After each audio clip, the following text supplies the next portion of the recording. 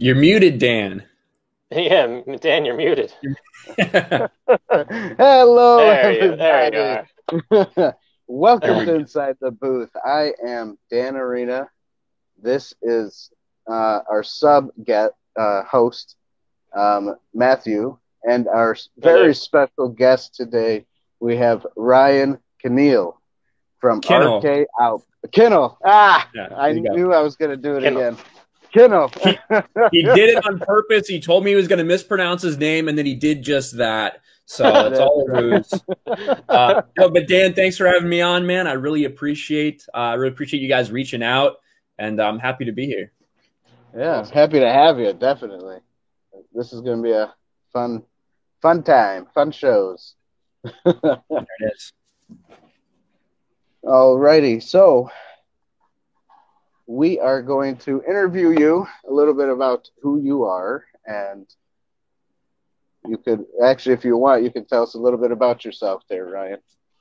Right now, and don't. Yeah. I was gonna say, and it's okay to plug in your stuff too while you're talking. We don't. Perfect. All right, yeah, sure. So I'm Ryan Kinnell. My channel's Ryan Kinnell RK Outpost. I talk about a whole range of different stuff, mostly to do with like kind of geek and nerd culture things, Star Wars, comic books, video games, and then just a little bit of kind of pop culture stuff if it catches my mind, especially if it has anything to do with kind of whether it be cancel culture or whether it be kind of identity politics taking over entertainment.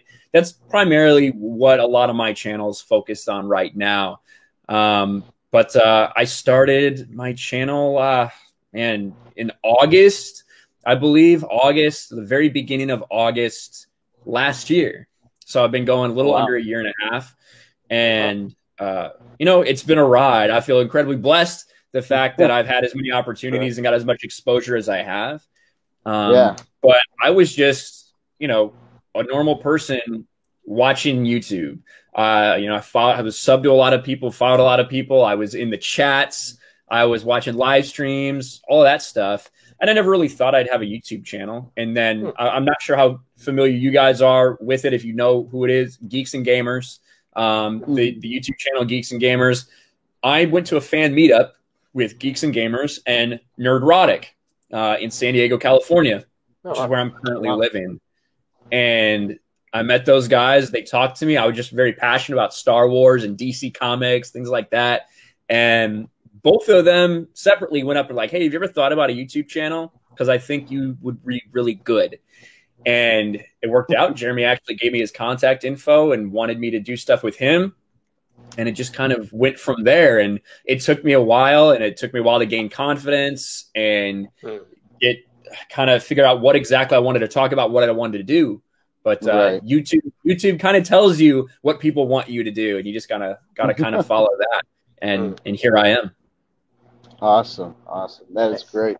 I think that answered a few of the questions that I had. Darn it! No, that's okay. Well, if you want to, I can talk more. I'm never going to be able to lost for words, even though I've been told this is a family-friendly show. So you have taken away some of the words I would normally use at the time. That is right. That's right. So, all right. So obviously, I guess you kind of touched on this a little bit. So who inspired you to make this YouTube channel? Like, how did you get the inspiration? What made you just kind of go for it? So, like I said, when I went to that meetup, Jeremy from Geeks and Gamers, a guy who I had been watching a lot of, who had been, voicing his displeasure with a lot was going on in Disney Star Wars at the moment. And Gary from Nerdrotic. Those guys were the ones who really gave me the idea, because I hadn't even thought about doing it before, honestly. The idea had occurred. I'm like, no one's going to watch me. No one cares what I say. I'm just a super passionate person who likes talking about all this stuff, but I didn't really think that, it would ever get to the point where I would start a channel. Right. But, some of the people that I listened to a lot in the beginning were that original High Council is what they were called. And that was Jeremy from Geeks and Gamers, Ethan Van Sciver, Comic Artist Pro Secrets, and Jeff from World Class. And I can't say their name because it's family friendly. World Class BSers. There you go. Those were guys who all had very different frames of reference, but all were sharing a kind of how upset they were with the episode 8 Last Jedi of Disney Star Wars. So those guys all played a big part in why I decided and kind of the content I decided to start making. Right. Now since you mentioned the Last Jedi, I wasn't gonna get into like Star Wars until a little after some of the personal questions, but I'll get into it anyways. So the Last Jedi, in my opinion, like when I first saw it, I thought it was pretty good, and I thought there was potential to have something awesome. Obviously, then the other 3 movies came out, and I was kind of the other 2 movies came out. I was disappointed, and I was like, I'm still waiting for the next episode after The Last Jedi, So I don't know. So how The Last Jedi, how did that look to you when you saw it? Since it was, Well, to me, for The Last Jedi, so I have a little different route than a lot of people. I think there's a lot of people who saw The Force Awakens, episode 7, and they were okay with it. They're like, wow, what could happen? Okay. You know what? Let me correct myself. I know. It was The Force Awakens. Yes, that. I figured. Okay, Once you said that I kind of liked The Last Jedi, I figured that had to be a screw up. There's no way anyone could actually. and then I spent the other 2 movies. So yeah. I'm glad you caught on. But The Force Awakens, like I saw a lot of people liking it. For me, as you can see sitting next to me, I have a lot of Star Wars books. That's really my real true like passion. That's why I became so invested in Star Wars. I saw the movies, I saw the original trilogy when I was a kid. I went to the theaters to see the special editions when they released. Right. I wasn't old enough to actually see them in theaters. Right. But and I really liked them. Then I saw the prequels, and I was kind of the target age for the prequels. I was 11 years old in 1999, so it was it was like the perfect storm. Yeah, and definitely. After that, I started because I was a reader. I was a big reader when I was in middle school, and I found these like children's books, and it kind of evolved from there. And then I found all of this stuff, 150 novels, hundreds of comic books, all of this stuff that was one continuous story. It wasn't like, oh, this standalone. It was one continuous story being told. And I fell in love with it. When Disney bought Star Wars, they erased all of that. They said, we're going to start from scratch. So I went into Force Awakens a little bitter already. And when I saw Force Awakens, I felt it was a little bit shallow. I felt like there wasn't really that it was all kind of nostalgia driven, that they were like, ooh, you remember Han Solo and Chewbacca, right? You remember the Millennium Falcon, right? You remember TIE fighters and stormtroopers. Member berries. Exactly. Member berries. 100%. And that's how I saw it. And I did not like it. So I didn't have the Last Jedi reaction that so many others had, because I was already expecting to be let down. I was already kind of done. I was like, you've given us nothing here. There's no world building. You just destroyed a system that no one even knew what was going on with it. And so then Last Jedi came, and then not everybody, but a lot of people did not like what they did, the direction they took. Luke Skywalker, some of the identity politics, the plot holes, whatever it may be. People had a lot of different reasons why they didn't like it. And I was like, what? Who are all these people? I thought everyone was going to like it again.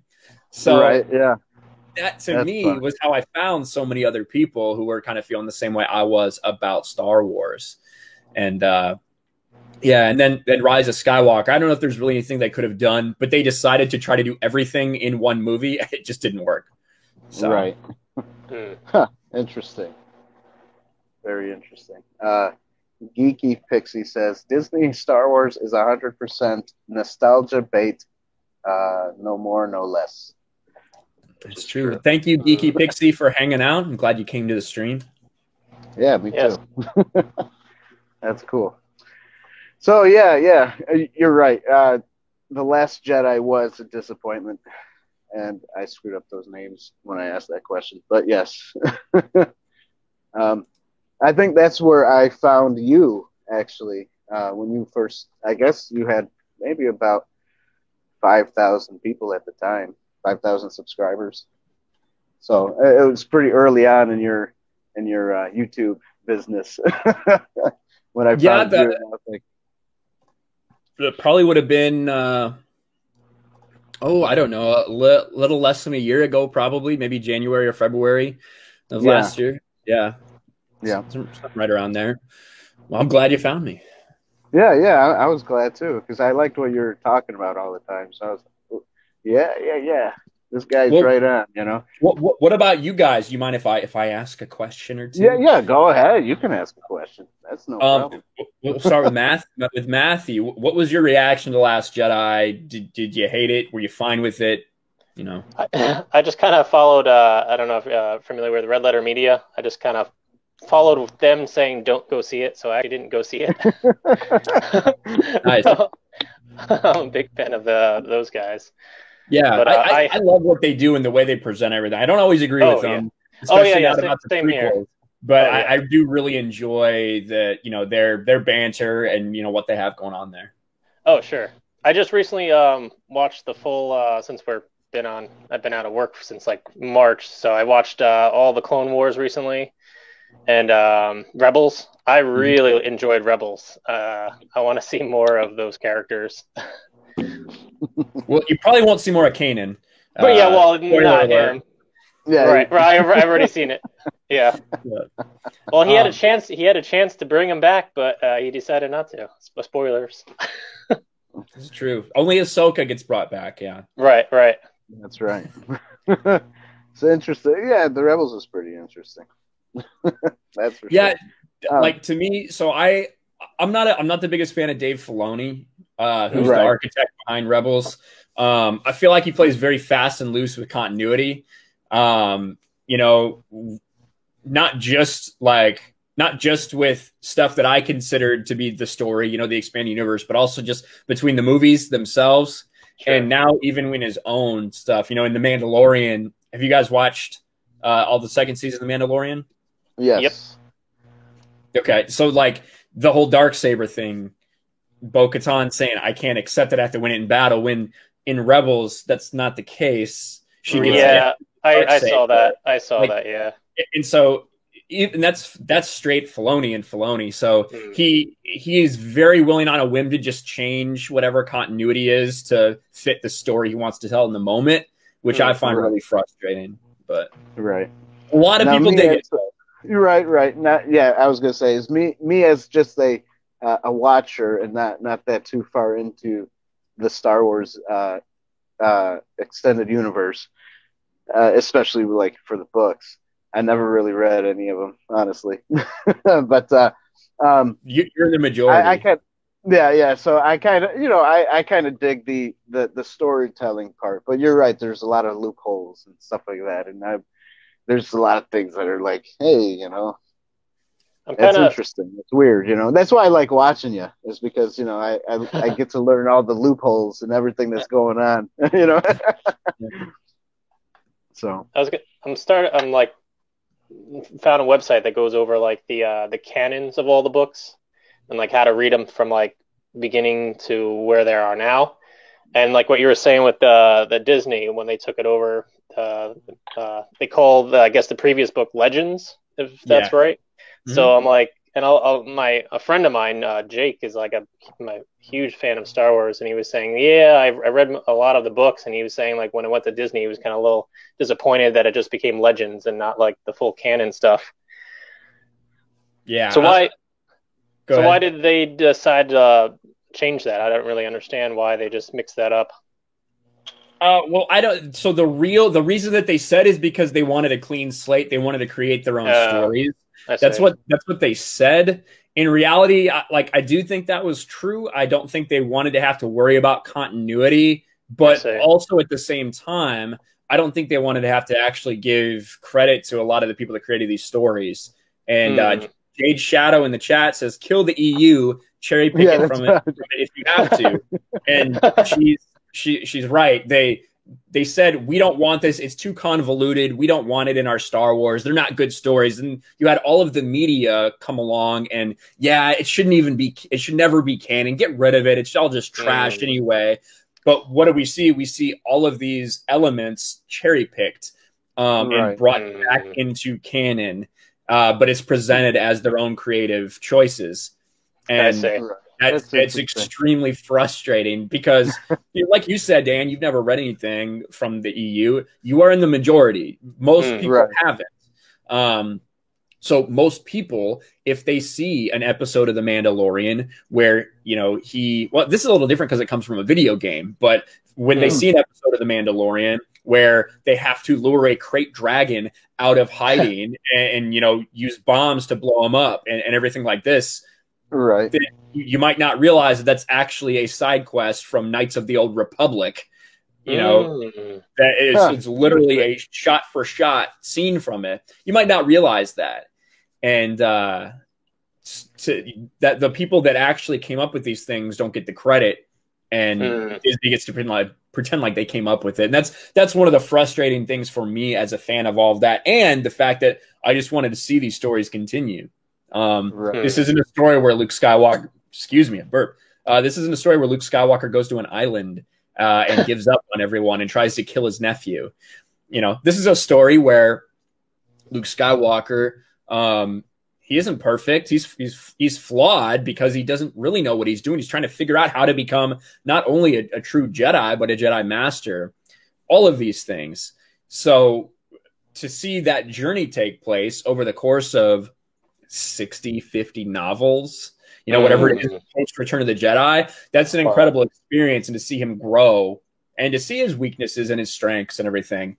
But it's a Luke Skywalker that makes sense for him to take those steps after the original trilogy, vice what we got from Disney. So that's kind of my overall feelings about why I really like the EU and why I'm upset that Disney decided to go the other direction, especially considering the direction they took. Oh, that's fascinating. That's awesome. Interesting. I like that. I'm just wondering why they didn't just take basically everything from the books to make something out of it. What the one thing that people would claim is like if they took those and tried to create the stories that were already written, people would pick them apart because they wouldn't be exactly like the books, which I agree with that. Not to say you can't do it. We saw Lord of the Rings do a pretty good job. I was gonna say, yeah. But I do agree with that in principle. But where they left off in Legends, the last story you really get with Luke Skywalker and Han and Leia and the gang, for lack of a better term, you leave off there. The last story they told was about 45 years after A New Hope. But where were we when they came out with The Force Awakens? That was 38 years after A New Hope. So I feel like you could have easily, with the age of everyone involved, picked up a story right after that. So all my complaints about world building in a shallow universe that no one knows anything about, you've automatically filled all of that with this lore, with this history that people have already done the groundwork and laid it for them. You don't have to have writers write these things. It's already written. Like you have all the history of all these characters right there. And they decided to throw it out to create their own inferior replacement. And, these things, this was one continuous story for decades that they threw away and started over. So, but that's the decision they made. Right. So basically you're just, I guess I don't really have to ask too many questions. Everything's kind of coming out as we talk. Just flowing. That was good. Yeah. So if there is a Disney Star Wars that you like, what would be your favorite? Ooh. I guess I think that The Mandalorian is the best of Disney Star Wars. I will say that. I think that the runner up would probably be Rogue One. I know a lot of people really love Rogue One. I personally think that Rogue One's pretty bland and boring. Yeah, I was gonna say the same thing. And with characters that you don't really care about and who all die at the end. But what saves that is that the last 15 minutes are action packed and you have a Darth Vader scene. Mhm. Now, the idea to me that Darth Vader was there in that hallway doing the things he did, and then his fight with Obi-Wan is like two stick figures, very slowly fighting. Yeah. Maybe that doesn't make too much sense. And, Right. maybe the idea that Darth Vader, who's using telekinesis to slam people up and down into the ceiling and the floor and to the wall and everything, maybe he could have just, force grabbed the guy with the plans and brought it back and, cut off his arm and had it. But, Right. all things aside, people love that scene. And I think everyone, when you end Rogue One, you leave on that note. So that really affects the way people feel about Rogue One. But if you go back and rewatch it, you're like, it's kind of boring. Yeah. But The Mandalorian, we talked a little about The Mandalorian before. I feel like The Mandalorian is a lot like The Force Awakens in both the substance there and people's reaction to it. And it tells you that it's actually not that hard to please Star Wars fans. Right. Very true. Yeah. They'll tell you like what they want. There you go. Star Wars fans get a bad rap that's like, oh, you're impossible to please. Now, I might fall into that group, to be honest with you, but I don't think most people do. We just saw like a terrible episode of The Mandalorian, but Luke Skywalker came back, and then everybody loved it. You know what I mean? Right. The Mandalorian. Go ahead. Let me ask you about that part. What did you think of the CGI of Mr. Luke Skywalker there? It was distracting, but I didn't go as hard on as a lot of people did because, that it's not Mark Hamill. Right. You know that internally. So the idea that it's Mark Hamill, but it's not really him, I think everyone's internally prepared for that. The deep Probably fake got paid though. the deep fake that someone did in 18 hours on YouTube was better, which is disturbing. Right. That how many millions are you paying these people? And a YouTuber just did a deep fake and it looked better. Right. Now my issue was, even with that deep fake, my issue was his mouth doesn't really close all the way when he's done talking, or doesn't open all the way. So when you did the deep fake, it kind of goes by what they already had. So it really didn't, make that much of a difference. But obviously, the face part did work. But. The deep fake has to go off whatever it's seeing, the mouth that they had there. They couldn't recreate that, which is one of the reasons it looked that bad. I think if they had just used deep fake from the beginning instead of the quasi de-aging that they were doing, maybe a different story. Yeah. I do think that. Oh, go ahead. I do think that the more I look back at that scene, and everyone's like, that was really the Luke I wanted, that we deserved to see. That was Luke Skywalker.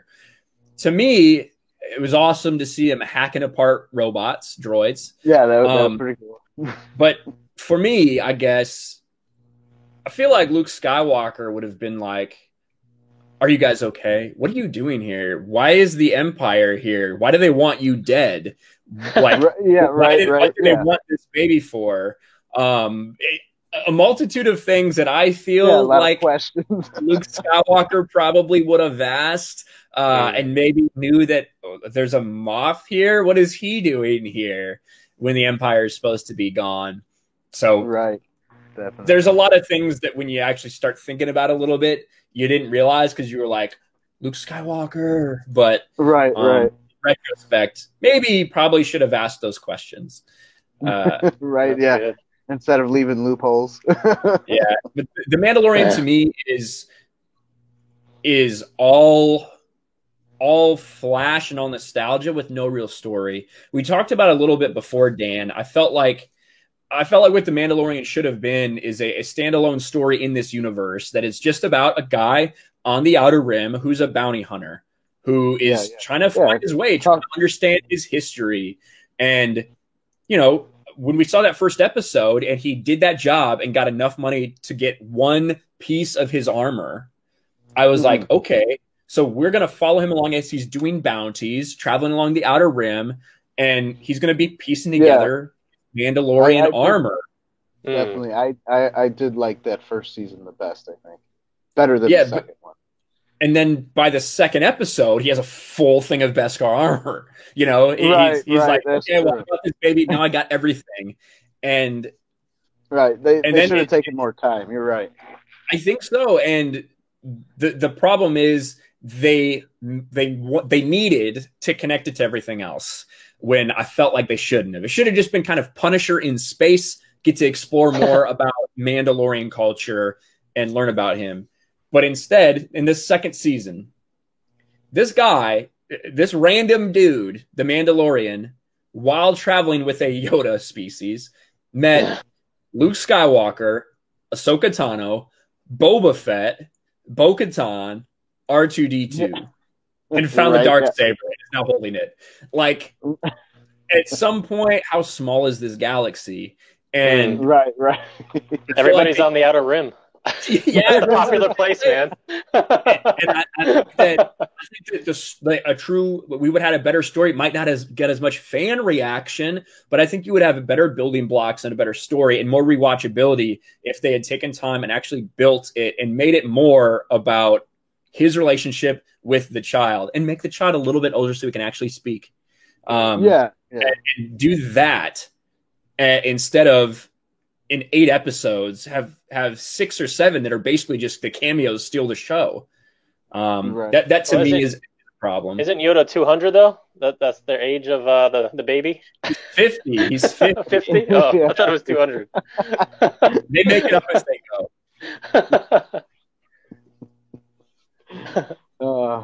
That's great. Yeah, you're right. I think they should have made it a little bit longer seasons and stuff like that. That would have been nicer. Did you like the spider episode? I wasn't a really big fan of that episode. I was like, oh, okay.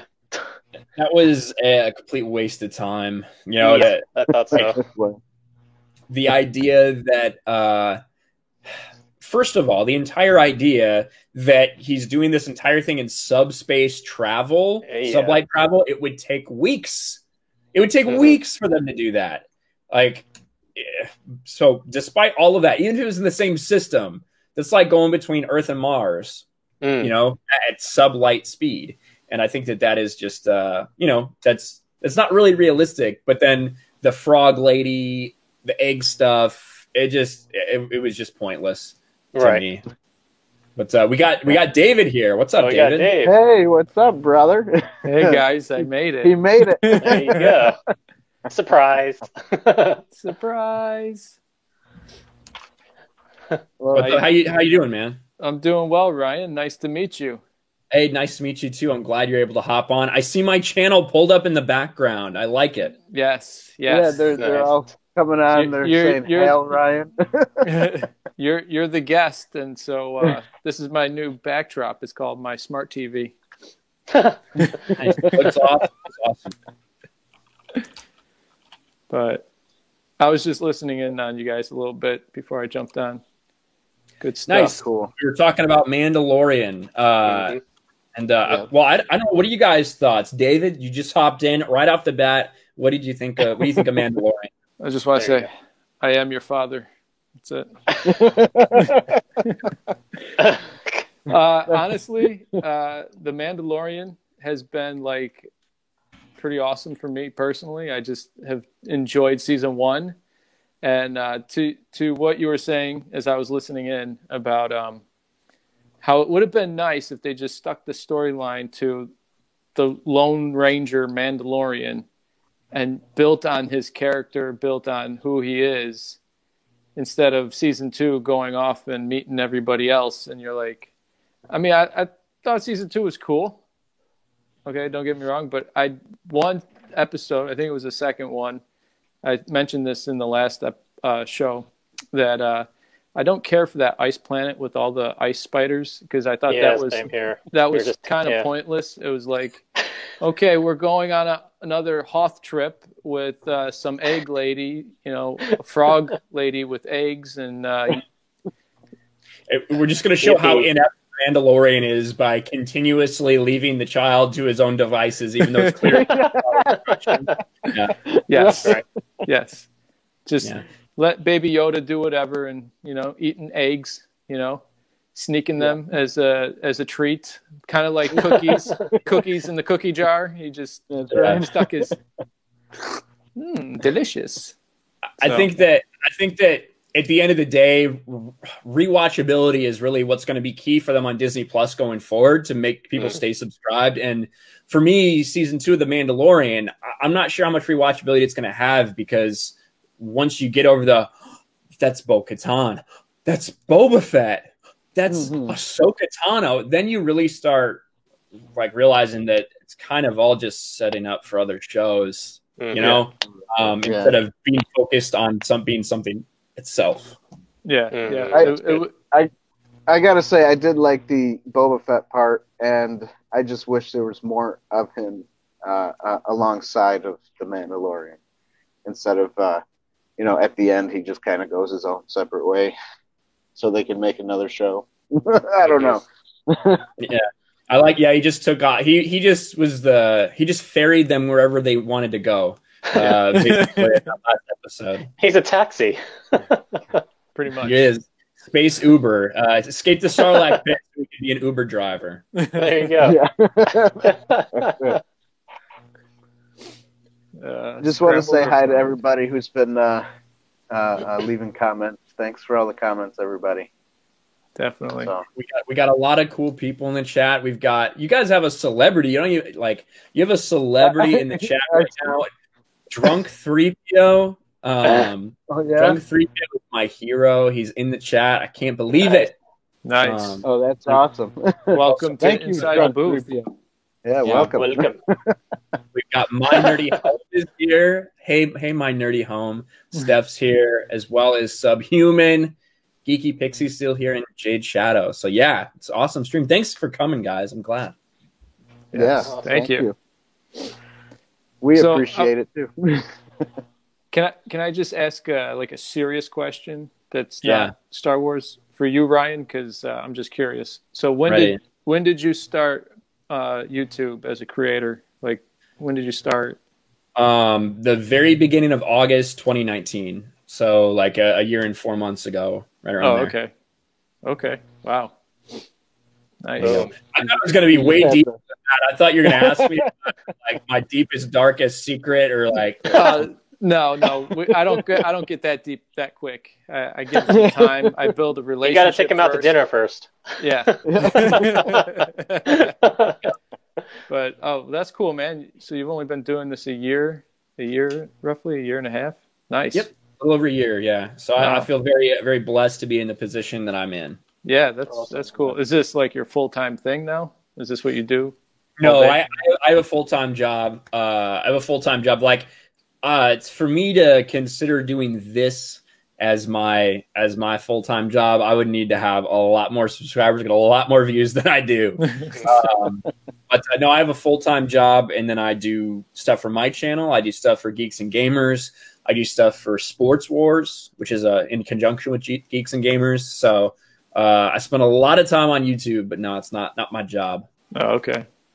Yeah, because my brother and I, we've been doing this for about on and off 3 years, and he has his own family. I got my own family. So it's like we got trying to juggle. Thank you. Juggle. I couldn't get the word out. Trying to juggle this. And this has become not just a hobby, but almost like a passion, kind of like something I really enjoy doing.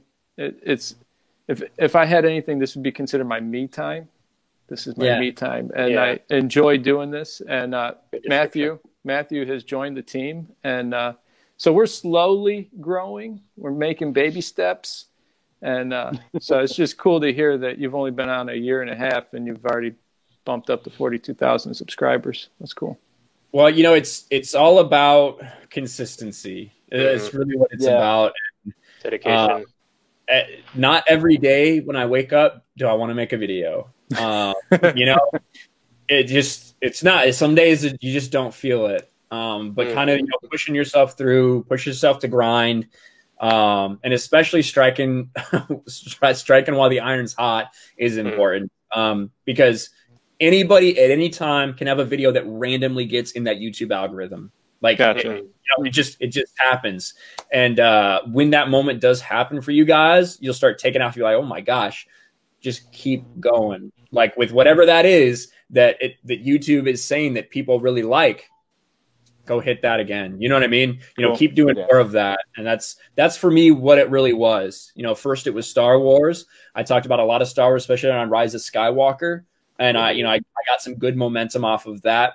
And then, things changed and my channel, died off a little bit as far as the progression. And then, The Last of Us 2 came out and YouTube really liked my Last of Us 2 videos and it boosted them out. So I made a lot of them. Okay, cool. And then I gotta go watch that. yeah, so it'll tell you what it wants you to do. So that's my advice for you guys and for any creator out there is just be consistent, make content, make sure it's something you care about, because if it's something you don't care about, people will see through that. Right. But keep grinding and then eventually it'll happen. Cool. Awesome. Awesome. Thanks for the tip. Thanks for being so real, man. That's great to hear from another creator. Oh yeah, no worries. It's if people nobody has a secret to YouTube. Like, sure. I told you guys about the High Council, and that's kind of where I got a lot of my inspiration from originally. When you look at those 3 channels, these were 3 channels that right after The Last Jedi, all got up to, over 100,000 subscribers, kind of with each other. You had Geeks and Gamers, who was putting out, 3-4 videos a day that were, shorter, between like 8 and 10 minutes. You had world-class BSers, I almost said their names, who would put out maybe 1 or 2 videos a week, 1 or 2 videos a week, and then do some long-form live streams. Then you had EVS, Comic Artist Pro Secrets, who was doing, 15 or 20-minute funny little videos, like filming his iPad, like with his iPad on another iPad as he pointed to it. They all had completely different things that they were doing, but they were all finding success in that way that they went about it, So, that just shows you that, there's no rhyme or reason. All it's about is being yourself, having people that find you, and eventually you'll get lucky and YouTube will choose one of your things to take off and you'll get more people and it'll keep growing. So Cool. That's awesome. Sweet. Awesome. Thanks for sharing. Yeah, no worries. I see Thomas Gilkey in chat. Thanks for being here, Thomas. He says subscribe to the Intoxicated Droid. Yes, a lot of love for Drunk Video in the chat. Nice. Justin Tola says, "What's your cringiest moment?" I don't think I have one. Well, that's not true. There was one moment where I was on a live stream and someone wanted me to act like I was happy or something like that, and so I made this really dumb face and I went like this. That is probably the cringiest moment, and someone captured it in a GIF. So we'll say that one. Nice. That's great. So what's your take on Ahsoka Tano? How'd they do her? Did they do her well in Mandalorian? So I think that Ahsoka Tano, and you said you're a big Clone Wars fan and a Rebels fan, so I imagine you really like Ahsoka. That was my favorite episode, was Ahsoka. It was shot very Japanese-like, which I love. Yeah, all the camera angles and all that. That was great. Yeah. I agree, and I would say that I think Ahsoka is a fine character. I think she's a little bit overrated. I think she's a little bit overpowered. I think people really like her a lot, but I think her arc should have ended at Order 66, personally, because yeah, I do, because for me, one, I think it would be pretty powerful if that happened, and two, I think that if she's alive after post original trilogy, which she is, and she knows, Joe, there's a few Jedi out there.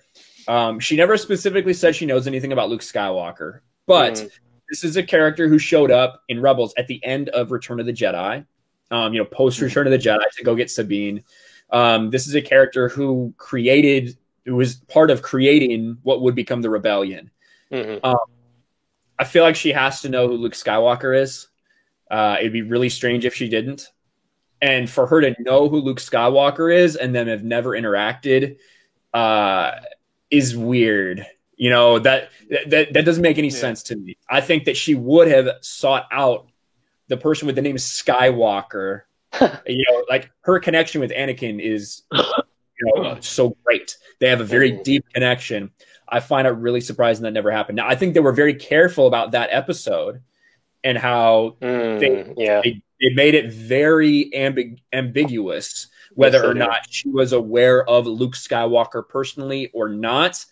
But to me, I think that, I think they did an okay job of like her live action. I think Rosario Dawson did great. I think that some of the other choices as far as should she really have had any problem with that, fighting that character at the end, that who ended up being a Night Sister. I don't really think so. I think Ahsoka would have destroyed her. Ahsoka is the character who at like 13 years old went toe to toe with General Grievous. Yeah. Shouldn't have happened. General Grievous slaughtered her. But that is what it is. Filoni loves Ahsoka Tano. He has told us that even though we heard her voice at the end of Rise of Skywalker, that doesn't mean that she's dead. So I have a lot of plans for Ahsoka going forward. Personally, I think she's just a big walking like continuity error. I think the perfect, like, if you're going to keep her alive, then have her die against Vader in Rebels. That would have been really powerful. Yeah. But instead, they literally created time travel in order to save her. And now you have time travel in Star Wars, and now you have more continuity stuff. So that's kind of my opinion. The episode was really well received. I don't think that a whole lot happened in the episode. It was very slow and, monotonous, but that's kind of what they were going for as well. Right. Little out of character to Ahsoka Tano to be like, wow, I can't train him. If he were to be, he could destroy the galaxy. Okay, I get that. If that's like, if you're saying that, that's going to be fine. But then it's like, this person is such a threat. This baby Yoda is such a threat to the galaxy that if you were a fan, that I'm going to be like, you know what? If you want to, go take him to Tython, this planet you've never heard of. Just sit him on this stone. Maybe a Jedi will come and train him. I don't know. This character obviously is so powerful. You're worried about the fate of the galaxy, yet you're willing to just leave it up to chance. Seems strange. You would think that you would go with him to make sure it got to the right place. But they just wanted a one-and-done episode for Ahsoka. Yeah, makes sense. I want to see more of Ezra Bridger, man. Yeah, at the final episode, I was like, what, that's it? I want more Ezra. Took the space whales. He's gone. I know. I you're going to see more Ezra. There's no doubt that's where the plot's leading with Ahsoka and Grand Admiral Thrawn. And Grand Admiral Thrawn is stolen from the expanded universe. He's an incredible villain, and he's not done justice in Rebels, unfortunately. I thought he died because the tentacles on him, and they're about to go through space. So I'm like, what? He's still alive? He's still alive. Well, my impression of that is that the space whales took the Chimera itself into hyperspace, and everyone on board there is fine. Ezra and Thrawn have probably been hanging out in the unknown regions somewhere. That's my guess. Okay. Maybe Ezra will have been turned by Thrawn. So I wasn't the biggest Rebels fan, but I was very bitter though. So. So obviously your stuff, even though you don't like it that much. Yeah, I do watch all the Disney Star Wars stuff. I have a Disney Plus account through Verizon, so I don't have to pay for Disney Plus. If I did have to, it might be a different story. I might have a little more. I don't know if I really want to pay to support this company that's given me stuff that I don't think is good, that's doing things that I don't necessarily agree with, I'm so vehemently opposed to. But with my Verizon, it comes free with Disney Plus, so I might as well take advantage of it. So I try to keep up with it, because if I'm going to critique something, I should have at least seen it, kind of how I feel. Right. Yeah, it makes sense. That's good. So here's a question: what about the other one that everybody just disliked altogether, the Resistance? or I think that's what it was called. That cartoon. Well, that What? for Resistance, I didn't watch too much of it. I watched bits of it. It was no. it was kind of awful. And you know, again, Dave Filoni executive produced that. No one ever puts that to his credit. They're like, Dave Filoni, Clone Wars and Rebels and Mandalorian. They're like, but didn't he do Resistance? Like, what? No. So, as just a regular guy, I kind of enjoyed the Resistance after I got into a couple of episodes, because then like the story started building. So I was like, oh, okay, that's cool. I think the animation was interesting. Like I did not like the animation. I didn't like it either, but I thought that it was. I did think it was interesting choice, you know, to have that kind of look for one that should be primarily about starfighters, you know. I didn't think it was very good. I don't think it was very well received by a lot of people, which is why I don't like seasons. But you know, I think that that's a good. There's not too much good to say about it, I suppose, for me.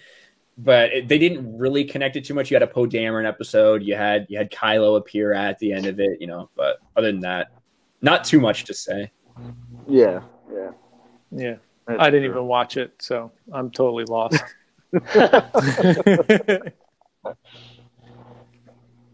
You didn't miss too much. I'll say that. No. Oh, good. Okay. Good. There's no like canon stuff in there, because that's the only thing that I would be worried about. Well, there is. I mean, that is canon. That show is canon. But as far as I don't think they do anything in it that's. I don't think they do anything in it that's necessarily like continuity breaking. Again, I only watched bits and pieces of the show. I couldn't watch the whole thing, so it wasn't made for me, as they say. Yeah. It was. Who said that? It was Geeky Pixie was made for kids. Did she say that? Who? Somebody said it wasn't made for. It was made for a younger audience. Yeah. Resistance was mainly made for younger audiences than Rebels and Clone Wars. Yeah, that makes sense. Yeah, I agree. So, interesting. All right, so let's go to one of these questions. What do you think about the Disneyland park of Star Wars? You think that was just like a cash grab? Galaxy's Edge, huh? Well, it's interesting. It's interesting you're asking about Galaxy's Edge. We have the Galaxy's Edge expert, Drunk 3PO, in the chat right now. But as far as cool. I haven't been to it. I do live pretty close to LA. I have been to Disneyland during the time where Galaxy's Edge was there. I didn't have any interest in going. The decision to make it based upon the sequel trilogy was a terrible decision. In retrospect, and even before that, it would have been terrible. The reason that they did it is because Kathleen Kennedy said, we don't want to make this for those 50-year-old fans. We want to make it for the next generation of fans. Turns out there is no next generation of fans. They didn't hire any. So that is a big mistake. And I think what they should have done is make it like Tatooine, right? Right. Tatooine. That would have been cool. It would have been the easiest thing to do. You could have even had maybe not just Tatooine, maybe this is Tatooine, maybe a little bit of anything else from the OT and the prequels. That's what you should have focused on. And something that people from across all fandoms could enjoy, whether you're a fan of the prequels or the original trilogy or even the sequels. You can go there and enjoy it instead of just being based on the sequel trilogy characters. That was a very big mistake for them, and I think they understand that. Maybe they'll change it. I've heard rumors about maybe them changing it, but who knows?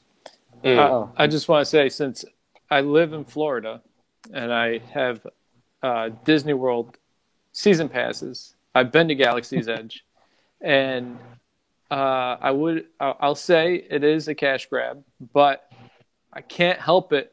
I thoroughly enjoyed the Smuggler's Run That ride was sick. Okay. That's the Millennium Falcon one, right? Yeah, the Millennium Falcon one. Yep. So I'm probably going back to Disney World in a week or so, and I'm going to try and hit up Hollywood Studios again to get into the Resistance. Now, to get in there, you have to be there at a certain time. Otherwise, it fills up and you can't get in. Oh, So, Ride of the Resistance? That the one? ride, yeah, the Ride of the Resistance. But I was just going to say, I will say, though, I'm a little I'm disappointed in the fact that there's not many rides in Galaxy Edge. That it's mainly storefronts. And because of COVID-19, you can't even go to a restaurant. So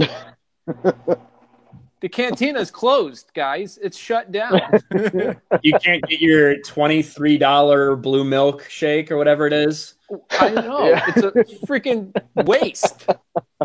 Yeah. I mean, so again, Drunk 3PO is our park hopping guy. He is the guy who does all the stuff park related. He was at Disney World today. So he's all over Galaxy's Edge, and he gives me all the inside secrets about Galaxy's Edge. I don't think he's here anymore. I wish he was. Yeah. But yeah, maybe you can meet up with Drunk 3PO at Disneyland or Galaxy's Edge, and he can show you how to get on Ride of the Resistance. Nice. Oh, that's cool. That'd be fun. Secret entrance. That'd be nice. Maybe. Well, and they had a lot of issues with that when it first launched, basically. You know, they had a lot of problems with it breaking down and everything. I don't know if they're still having them or if people just deal with it now. But I think they deal with it. I don't know. I haven't heard anything about it breaking down in Disney World, so. Interesting. Cool though. Well, does anybody have any final questions or final anything for Ryan? Our time is running short.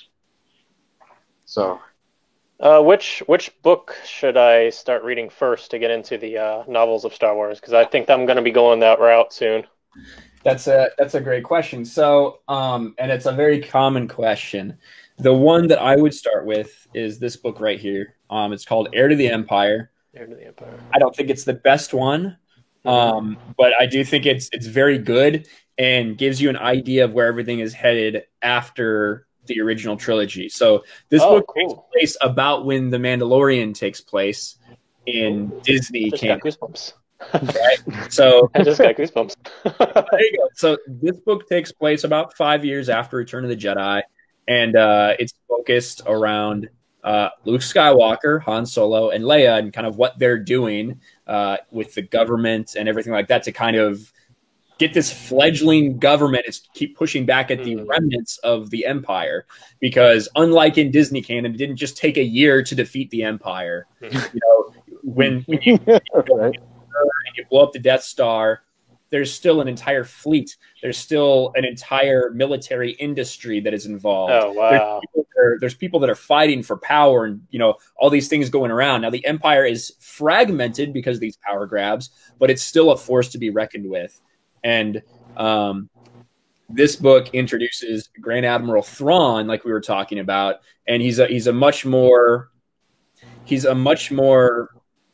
believable and intriguing and intelligent villain in these books than I feel like he is in Rebels. And so this is where I would start if I were you. It's called Heir to the Empire. It's part of the Thrawn trilogy. So there's 3 books written in 1991, 92, and then 93. So that would be cool. I'll see if anybody on eBay is selling all 3 for like $5. And those books are in nearly every Barnes and Noble for about $6.99, $7.99 a piece. They will come with this big Legends banner across the top, which is what they've been. Which, if you want to buy, that's fine. I don't have any because I bought them all before they were Legends. So they're worth more. Maybe this one's been read pretty well, so I don't know how much this is worth. So it looks like Drunk 3PO is still on, and so he said he was going to burn down Galaxy's Edge. Galaxy's Edge. Nice. He may be actually Drunk C3PO right now. Right. Stuff to tell. All right.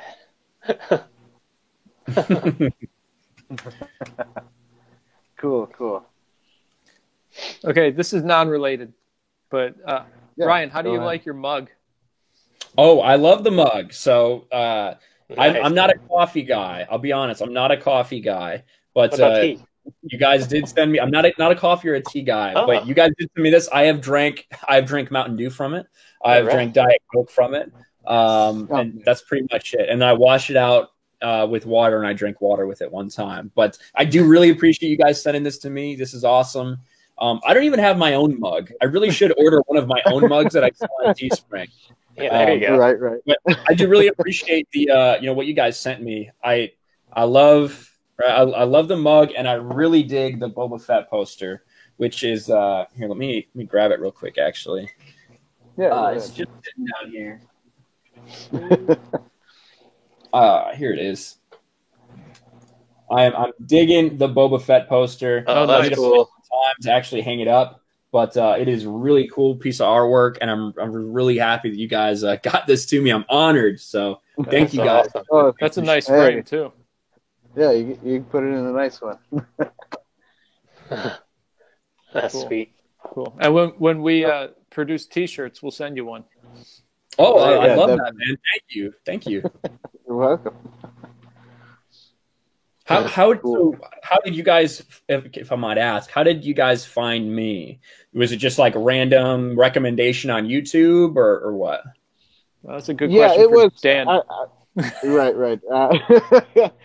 Yeah, it was basically like a random thing. I was watching like other people's takes on like the Star Wars stuff, and then you were one of them in the thing, and I was like, oh, what's this? And I guess I was also watching Geeks and Gamers at the time. I don't watch them as much now, but I think I watch you more. But then, I think yours just kind of popped up there, and I said, I wonder what this guy's doing, And then when I saw you on Geeks and Gamers, I was like, oh, that's cool. That's pretty neat. This guy's on there. And I think when I saw you on Geeks and Gamers, it was the time you were doing the talking about, oh gosh, that last Star Wars movie that they made. The Rise of Skywalker? That one, yes. It's so memorable, right? Yeah. I totally so memorable. Yes, it was that one when you were talking about that, and then you got I guess at the time you got a bunch of inboxes saying, "Hey, I want to watch that movie," and that one. Yeah, it's when I distributed a pirated copy of The Rise of Skywalker to over 1,000 people. That's what you're talking about. Yep. Yeah. Yes. I remember that stream. Yeah. Yep. And I was like, "Oh, that's cool. That's cool. I like this." So, and then so I kept following you because I kind of liked. I don't know. I guess I liked your controversy, the way you talked. Obviously, besides the swearing part, but that's okay. I can block that stuff out. But there you go. Yeah, that's basically how I started watching your stuff more. So That's cool. Yeah. So I'm gonna be vulnerable here. My brother is more of the stay-at-home dad, so he does most of this checking things out on YouTube. Well, I work a full-time job, and I get home and I'm like, I don't even want to go on YouTube right now. So I just let Dan do all the work, the groundwork with YouTube and getting to know everybody. And he's like, hey, bro, I just met this guy, Ryan. He's pretty awesome. I'm like, sweet. And then he's like, hey, I just met this other guy. I talked to this guy. I talked to Andy Signor. This is awesome. I'm like, sweet. And I'm just like, I'm here for the ride, baby. I'm here for the ride. My brother's the mule. He's pulling the cart, and I'm just sitting on it. Yeah. Well, I'm glad you guys were able to. I'm glad I was able to come on. Yeah, definitely. Glad to have you. He was persistent enough to get me on here. So yeah, definitely gotta check out your stuff, man. Thanks. Pretty pretty much a lot about Star Wars. Because I'm just getting back into it really. Because after the first series, the 1, 2, 3 episodes, I don't know. That was it. That was it for me. I kind of dipped out. Oh, I gotcha. Yeah, and Yeah. I've read and experienced a lot of Star Wars shit. Or stuff. That was the first. That's okay. I didn't all mean good. That's the first one, and that's all right. You can keep It's all going. right. I get 1 an hour. That's the rule. I get 1 an hour. We've been going. There you go. So it's a lot of Star Wars stuff that a lot of people haven't. So that's all it is. Everyone experiences Star Wars a different way. Sure. So I'm just, it's something I really sought out and I loved reading and it just worked. A lot of people, even if they love reading, don't even know that stuff exists. Right. Yeah. It's true. You can't be faulted for not having knowledge of something that you didn't even know was there. Sure. And, but yeah, hopefully, one of the reasons I started the channel was because I wanted to expose more people to that Star Wars, to this Star Wars that I think is kind of superior storytelling than what we got. So if I'm able to do that in a small way, I'm pretty happy about that. Awesome. That's cool, man. That's cool. Well, Ryan, we would love to have you back sometime. So definitely. Maybe you could do a live review with us. That's right. And if you watch any of our stuff, that I guess our main thing is the reviews. So yeah, that'd be cool. I really appreciate you guys having me on. Hey, we appreciate you. Definitely. So Definitely. yeah. So I guess I'll close this out. So everybody, thanks for watching Inside the Booth. Remember to subscribe, hit the bell button, get notified, follow us on platforms, and obviously follow Ryan on RK Outpost. And I'm not going to say her last name again because I kind of forgot about it. All right. I butchered it once. So, cool. Anybody else got anything to say? Ryan, you can do a plug if you like for your stuff. Come check out my channel, Ryan Kinnel, RK Outpost. I talk about Star Wars, I talk about comics, I talk about video games, and I talk about anything in pop culture that catches my eye. Glad to be on, guys. I appreciate it. Hey, no problem. All right. Thanks. Good. Thanks for being here with us. All right, bye, everybody. Bye, world.